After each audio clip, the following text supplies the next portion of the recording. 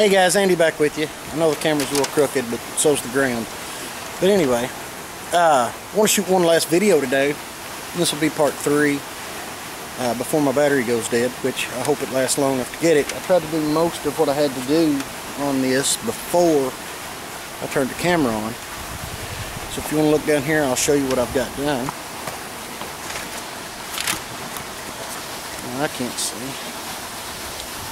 I have made a 7-foot cane pole for creek fishing or riverbank fishing if you want. Like I said, I've got to make this quick, so it's going to be a quick video. One of the things that I done to start with is I split 2 knuckles. This thing was about 9 foot long, so I split 2 knuckles off of it because I don't need that much reach where I'm at down here.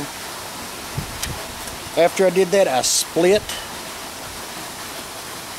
the last section, and after I did that, the first section slid inside of it.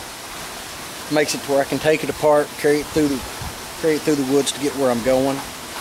The creek bank's rough. You'll also see a piece of inner 550 cord strand, and that is because when you get out here, you have really fine, detailed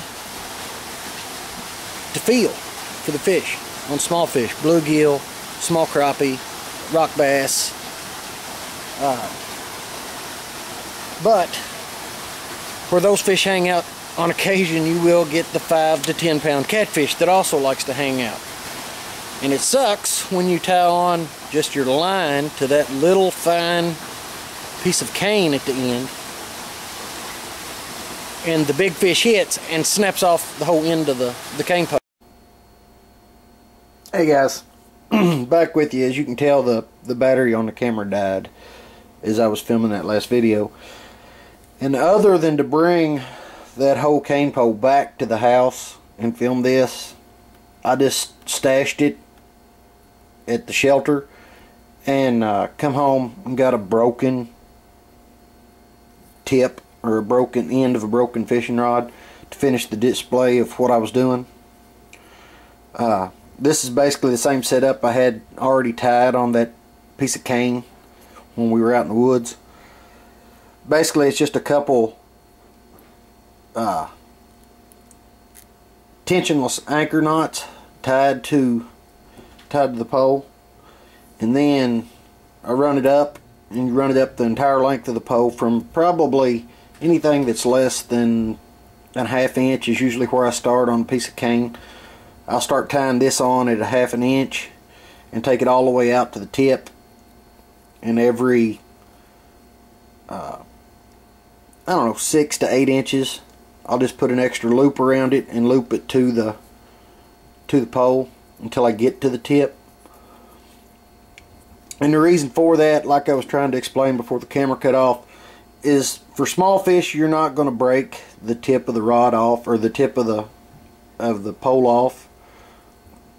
They're just not big enough. On medium-sized bluegill up to 3/4 pound, I've caught them on just the tip and not had any problems. But I've also set a bank line out, or a limb line, set these out like limb lines, just jam them down in the mud, and had catfish grab and break them off halfway down, you know, into the, you know, break 4, 5, 6 nodules off at the end, which is not a big deal if you do this to where you've got more line down here holding it, heavier line.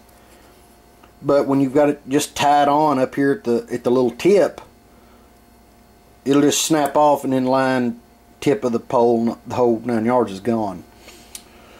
On the very first video I made, you would see, I think I said I just throwed this in there, and I did. It's not for survival fishing, it's for what I was doing today. Had I been fishing off a 4-wheeler and not carried a rod, I just cut a limb or cut a piece of cane, and this is the kit that I have to just do some monetary fishing while I'm out riding or camping for the night or doing some bushcraft work and practicing my skills. I'll open it up and go through it, It's not that complicated a kit. I mean, there's a lot of stuff in this little box, and honestly, I don't know what even came in this box. I think it was, yes, there's a lot of tape on it because I like to have the extra tape so I can tape the pole up if I get a snag or a break. I just tape it back together. And there's, I don't know, it's hard to see whenever I'm doing it on a tabletop. I hate tabletops. Probably 2 feet of electrical tape. Not the cheap electrical tape, the good electrical tape. And I'm trying to read. I remember what was in this now. The small single-use super glue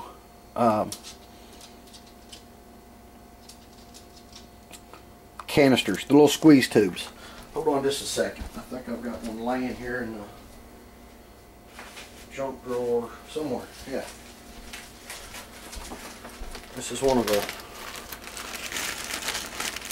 I think everybody that puts kits together has a pile or a drawer or something. This is crazy glue. But they're little bitty single-use things of super glue. And I keep them in my trauma bags. I keep them in my range bags and my bushcraft bags, because super glue is pretty handy to fix cuts that in places where you get a lot of flex, like in your knuckles. Anybody that does much knife work is going to cut your finger. So, and yes, it stings, but you're not bleeding all over the place when you're done. Make sure everything right there is in frame. What all I keep in here is just some really fine jigs of assorted colors. Stuff that I know I can catch creek, bluegill. If I go after catfish or something, I'll catch a really small bluegill and then chop him up and use him for bait. There's also some weedless hooks. I keep a few of the larger size weedless hooks. I can use those on catfish too if I want to. And also keep a couple of catfish hooks, some large swivels that I'll clip on the end of the line to clip on onto this, so I can take them on and off really easy. I'll put my line on the swivel and then lock that swivel into the rod, and then just use the line straight to the hook. And I've also got some little baby brass swivels should I need them. There's some, I don't know what size sinkers those are. I don't carry a lot of sinkers because there's always a rock that I can tie onto or something laying around. Some of the really small bobbers, floaters, whichever you'd rather call them. This is 3 or 6 pound monofilament that I use for bluegill or crappie on a creek. And then should I be on the riverbank, there is some spider wire, or I'm not going to call it spider wire, I think it is spider wire, but braided 30-pound test that I use with the bigger catfish hooks if I think, or I'm expecting I could catch a catfish. Guys, I'm not going to put that together just to keep the video short. If you don't know how to put it all together, leave a comment and I'll come back and add it to the video.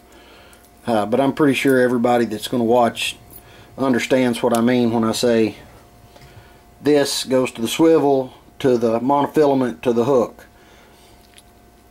And the reason for this is so if it breaks in the middle, if it's on a cane pole, which this is not supposed to have broke, but it was a graphite rod.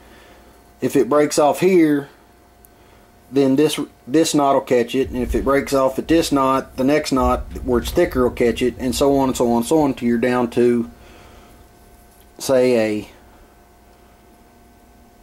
piece of cane that's as big as my thumb, 1/2 inch or bigger, and it's not going to break that off. It'll quit fighting before then. It's just the initial hit that'll usually snap the ends of the cane pole off. Guys, I'm going to put all this back up. I appreciate you watching. Sorry I had to come inside and do it. Sorry. I'd ask you to hit the like button, hit the share button on Google+, Facebook if you wish. Subscribe. Guys, this is Andy. I'm out for the night. I appreciate your views. Hope to see you out there. Thanks.